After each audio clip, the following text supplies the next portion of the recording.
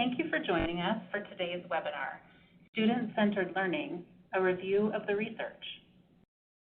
I'm Sunny Bay, Program Director with the National Conference of State Legislators Education Program, where I oversee our work on personalized, competency-based, and student-centered learning.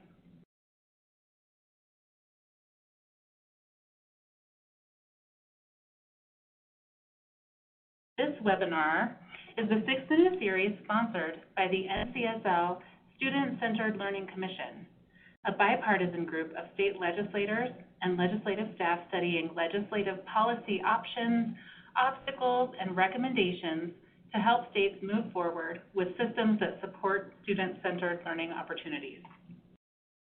Student-centered learning generally means that learning is personalized, learning is competency-based, learning takes place anytime, anywhere, and students have ownership over their learning. Our webinars to date have included an overview of competency-based education, a look at elements of state ESSA plans that are student-centered, an overview of performance-based assessments, a look at support for teachers and leaders in student-centered learning environments, and a discussion of student-centered learning for all students. If you missed those webinars, the archived videos and PowerPoints are available on the NCSL website. The Commission would like to thank the Nellie Mae Education Foundation for sponsoring our work in this webinar series. Today's webinar is a platform for information exchange and engagement.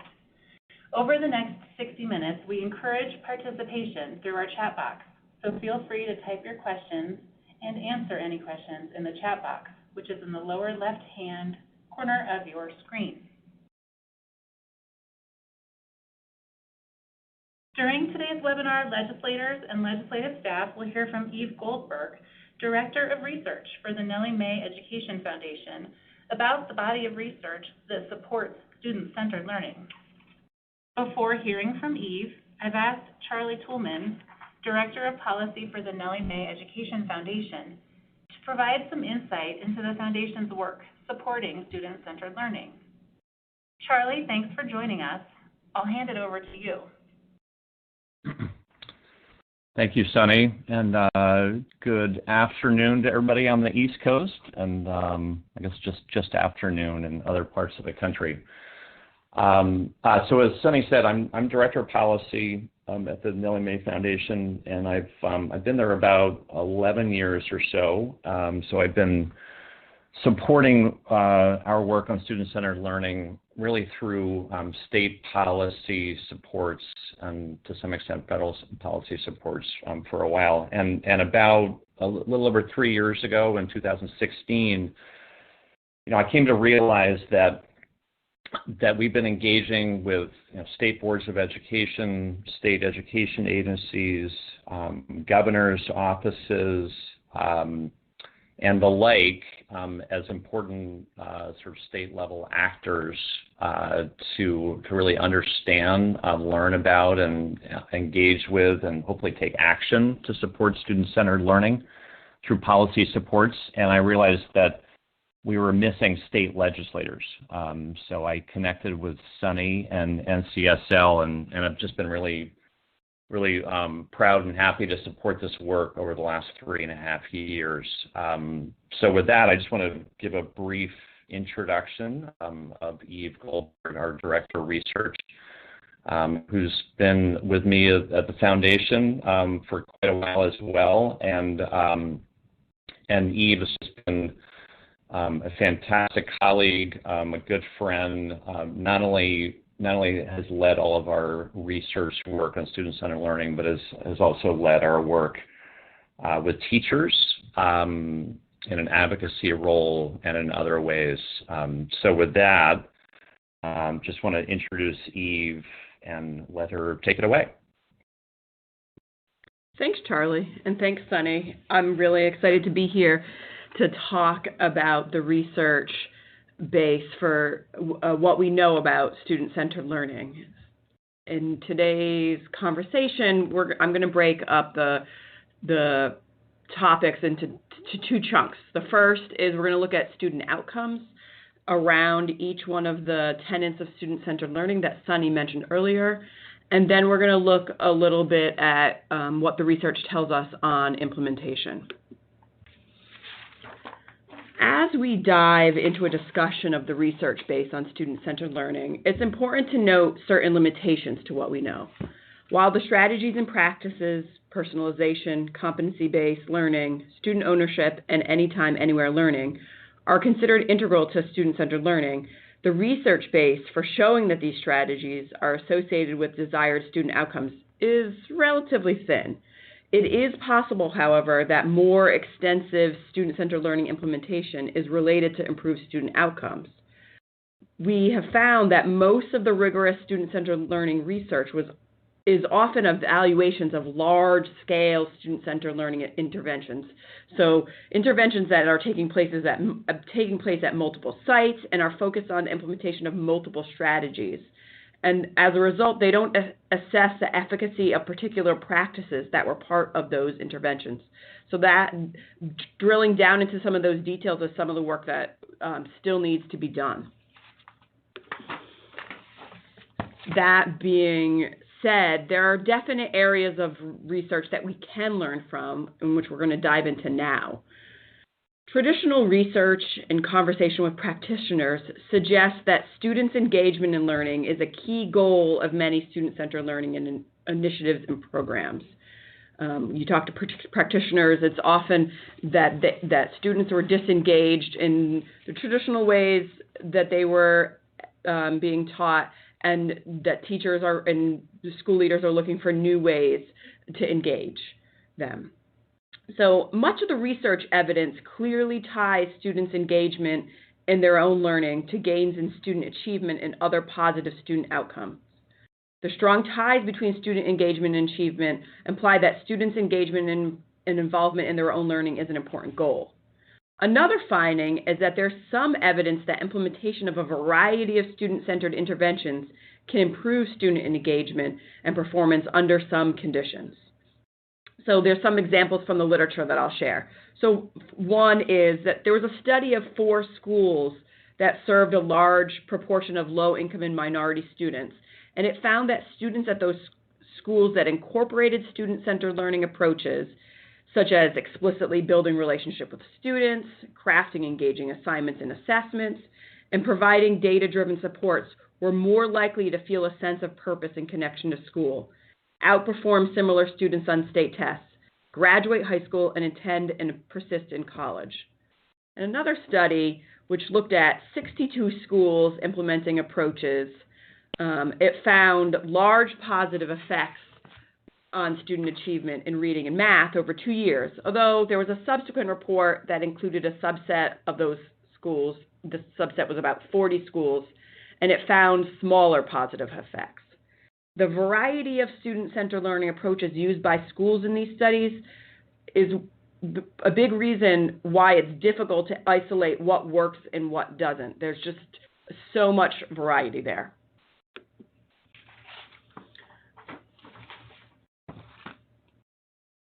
Breaking the research down further, we'll now look based on the SCL tenets on what the outcomes are. And for the tenet of personalization, there's some suggestive evidence that personalization can lead to improvements in students' attitudes towards learning. A study of 7th grade students reported that students had more positive attitudes after participating in 2 days of math instruction in which the word problems were personalized using information provided by students, even though there were no clear evidence that performance had improved. A study of adaptive technology to personalize algebra story problems based on student interest observed a relationship between personalization and student learning in terms of their ability to write symbolic equations with more example structures and greater efficiency. Those are just 2 examples of the many studies that have found that there is some evidence around personalization. Next, we'll look at competency-based learning. So a recent study of 4 non-selective California schools found that students in those schools that used rigorous competency-based assessments and tasks along with strong academic supports, outperformed similar students in other schools in the same district and were more likely to graduate on time and attend college. And another different competency-based system that required students to master specific learning targets before progressing, students reported greater intrinsic motivation, some improvement in self-efficacy, and greater clarity of understanding of learning targets. However, another study of competency-based approaches in 3 districts found mixed results and a trend towards disengagement and apathy among lower achieving students.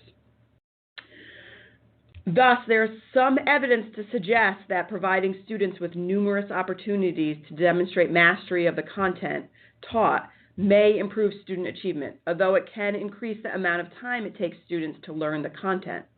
None of these studies utilized, the gold standard of a randomized controlled trial approach that would allow for strong causal conclusions regarding the effects of competency-based systems. Each of these competency-based approaches also varied somewhat in terms of the features and supports for students. Nevertheless, taken together, these bodies of studies provide some suggestive evidence that competency-based systems can improve students' attitudes, motivation to learn, and their performance. When we look at the research base for anytime, anywhere learning, the research falls kind of into 2 buckets. One is research around online and blended approaches, and the second is research around service learning. So for online and blended learning, there are mixed outcomes, whether it can improve student engagement or learning. However, the case for service learning approaches is somewhat more compelling and suggests that it can support student engagement and learning. So an example of what we're finding around online learning is there's one recent study that found no significant differences in achievement between students who received instruction delivered online and students who received instruction delivered in traditional classrooms. For blended learning, the research suggests that some, not all blended approaches are associated with more powerful student outcomes. One additional review of research also suggested mixed effects in some studies of blended learning when compared with traditional instruction. The research around service learning is a lot different. School-based service programs can provide opportunities for students to engage with their communities and at the same time serve an educational purpose by explicitly linking community service experiences to classroom instruction. One study examined the effects of the three predominant forms of service programs, which are community service, service learning, and service-based internships. And this looked at high school students, and they found that service programs, regardless of the type, led to positive attitudes towards school, towards the students themselves, towards others, the future, and their community. The studies generally provide evidence of positive impact towards student outcomes, but the impact is generally small, and some studies are inconclusive, but in general, it's a real promising area. And the last tenet, student agency and ownership, we find that there's evidence that students' mastery of self-regulatory strategies is associated with their engagement and performance in schools. There's also a fairly large body of evidence that teaching students self-regulatory and metacognitive strategies can lead to improvements in students' performance, as well as knowledge about their own performance. In studies across multiple grade levels, teaching strategies to engage students in metacognition has been tied to increases in performance and achievement. For example, one study examined changes in math achievement among lower achieving 6th graders who were randomly assigned to receive a metacognitive instructional intervention. So those interventions were things such as teachers working to support students thinking about their own mental processes, redirection of students during problem solving, and encouraging students to use errors as a source of information and feedback. The study found that this approach enabled lower ability students to progress as problem solvers and gain greater awareness of how to solve math problems and verify their solutions. Looking across all of the research that covers student-centered learning and student outcomes, there are 4 practices that have a strong empirical basis And so those are ones that we know have some connection with improved student outcomes or interests. And so, like we talked about, one is the personalization of content based on student interests. Second is competency and mastery-based systems in which students have unlimited time to master specific learning targets or goals before moving on to new goals. The third is the service learning one, and then the fourth is teaching metacognitive strategies to help students plan and monitor their own learning. SEL can be implemented in a wide variety of ways, and not all SEL programs can be defined the same way, but across the research, these four practices are practices that tie into higher student outcomes. Next, we'll dive into implementation. What the research tells us around student-centered learning implementation in schools and districts. So the number one lesson around implementation is that implementation features, choices, and contexts matter deeply. There's research, like I said, that indicates that SEL practices can help improve academic achievement and engagement. However, in these studies and when you visit schools, you see an incredibly high variability in implementation, leading to mixed results. You can go into a school that implements student-centered learning. That's what their model is, and practices look different from classroom to classroom. You can also look at a network of schools, so schools that use the same approach, and from school to school, the approach will look differently. And that variability in implementation makes some of this research hard to discern. It also makes it harder to standardize. So with this implementation issue, we know that school design and pedagogy are closely tied. Student-centered learning pedagogies require other structural changes that reorganize time and relationships within schools, including those that enable long-term relationships between teachers and students, so things like advisories or teachers being able to teach the same student multiple years, those that permit longer blocks of time for project-based learning inside the school and interest-based internships in the community, those that allow teachers to work collaboratively in teams, those that support authentic assessments within and across classrooms, and those that provide the additional academic and social-emotional supports students need to succeed. Pursuing changes in pedagogies without pursuing new school designs is unlikely to succeed in producing sustainable models with strong outcomes. So there are examples from the research and that we've seen in our work here at Nellie Mae where schools pursued changes around student-centered learning, but they didn't change these design features. And as a result, the pedagogical changes did not last, or they did not go very deep, because these items were not in place. We also know that contextual conditions matter. Student-centered learning represents a major shift from more traditional modes of schooling that have been in place for a very long time in some school systems.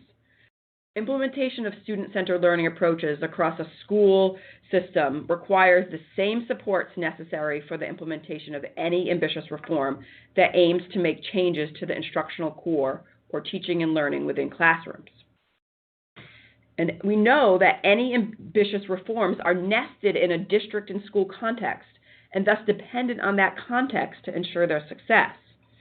Elements of the district and school context that researchers have highlighted as key to large-scale innovative instructional reforms include committed, transformational, expert leadership that supports reform efforts, work among leaders and educators to develop and communicate a comprehensive and shared vision of school reform that aligns with other school priorities, active participation with an array of stakeholders, comprehensive long-term plan of adult learning events and professional learning communities focused on reform efforts across the school system, alignment among policies, tools, and professional development supporting instruction, and commitment to system-wide quality assurance and continuous improvement through the use of data to determine needs, progress, and improvement. The research base is growing around some other areas, such as supports for technological infrastructure and platforms that support online and digital learning, and strong partnerships with external education providers and the community. To go deeper, the research also suggests that certain classroom conditions support implementation of a more student-centered reforms.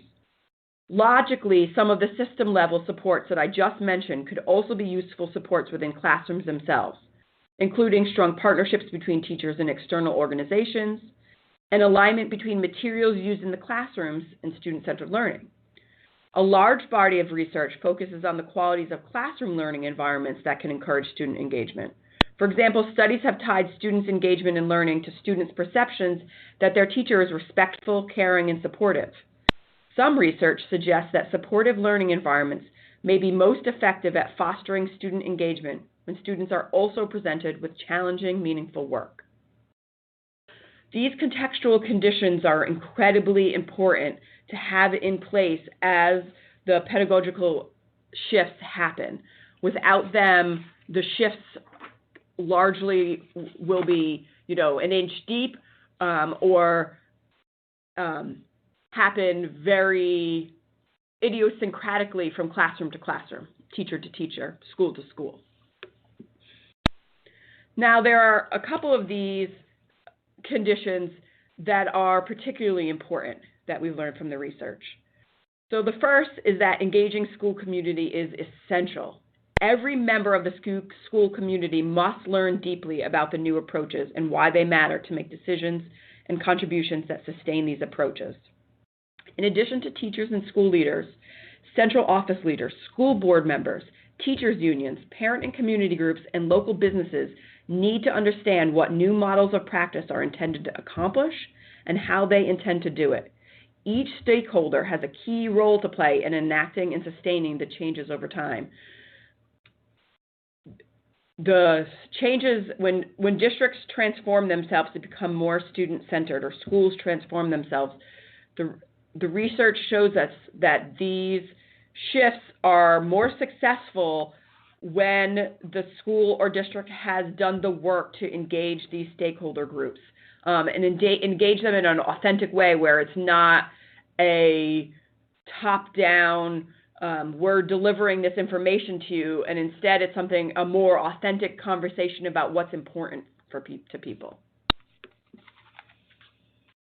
The second incredibly important area is the importance of leadership. School leaders must have significant knowledge of learning and successful experience in the new model to be able to redesign the school and help enable the innovative practice it requires.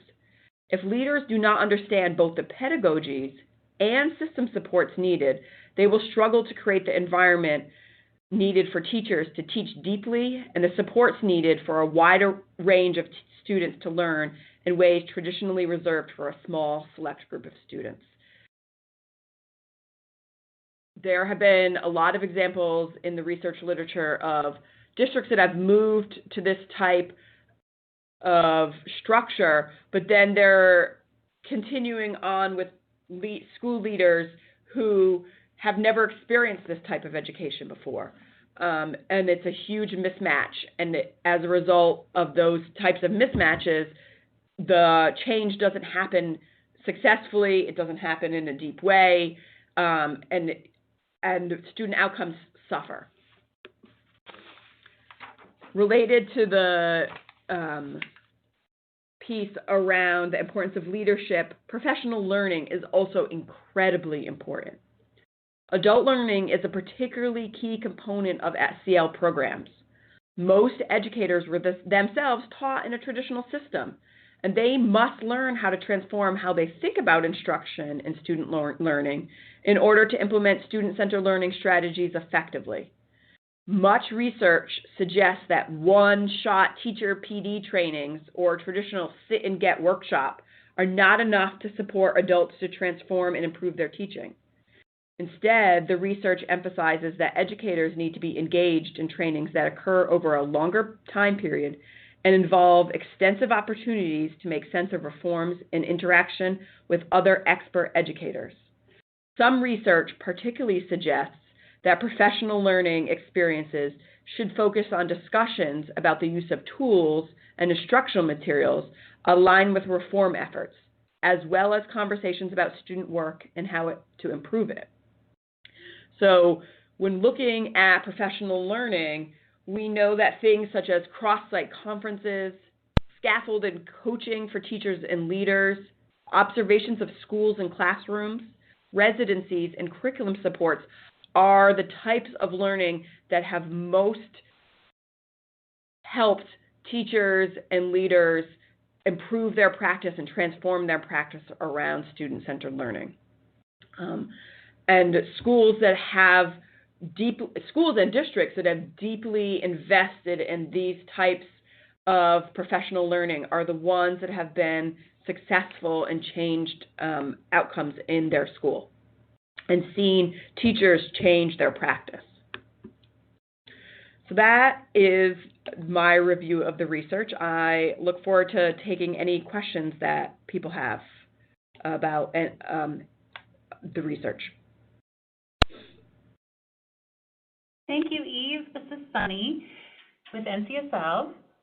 It was so interesting to hear some specific examples of personalization and to hear especially about critical connections to college persistence and success, and to hear that there is important evidence to support all of the student-centered learning principles that we have been studying.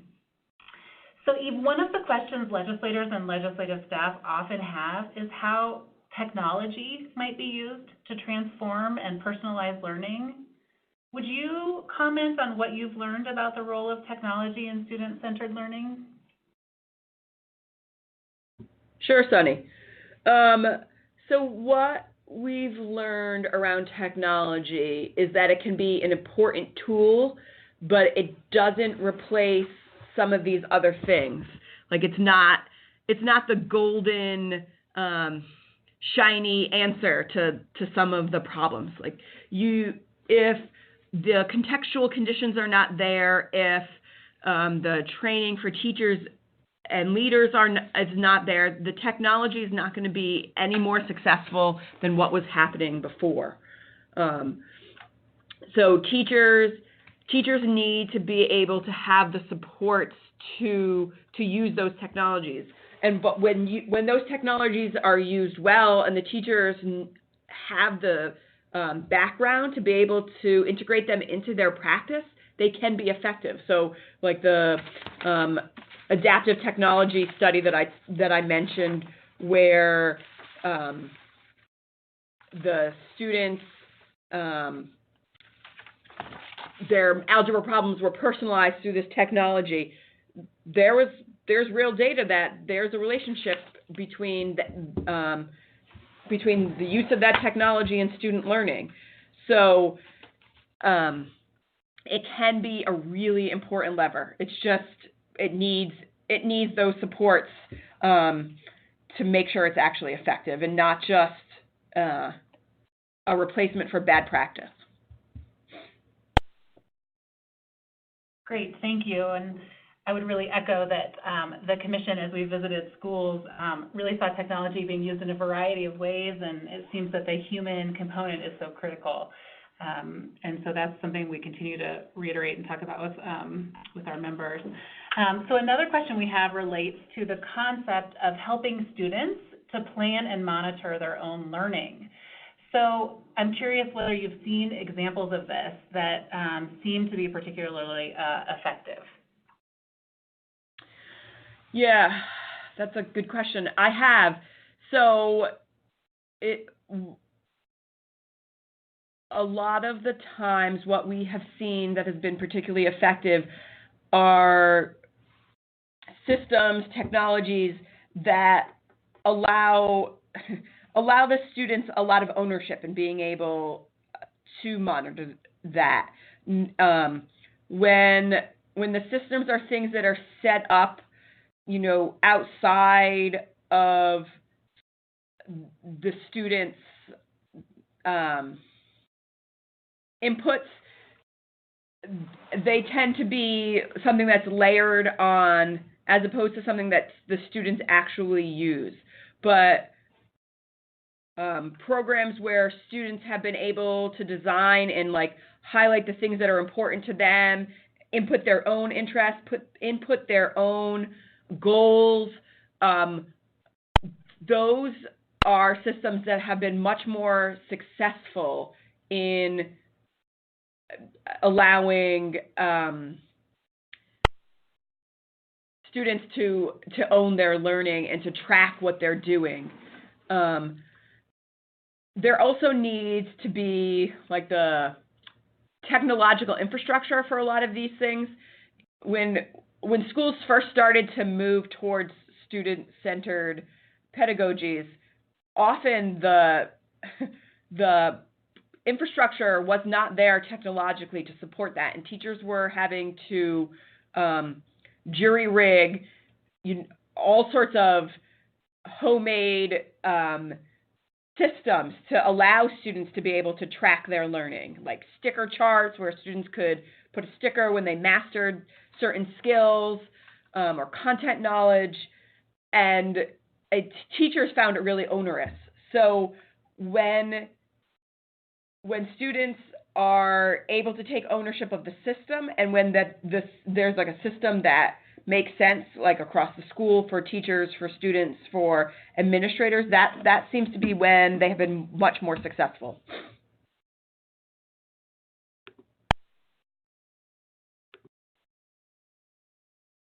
Okay, thank you. Sorry for that delay there. Great. So you've been studying student-centered and personalized learning over time. What do you wish you'd known when you started, and what has surprised you along the way?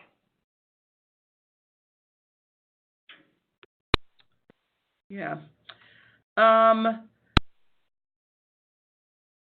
This seems like a really obvious thing that I should have known, but I didn't really think about it. I didn't think deeply about the problems around implementation, where you can go from classroom to classroom and the interpretation of what personalization or mastery-based approaches or any of the other tenets can look totally different.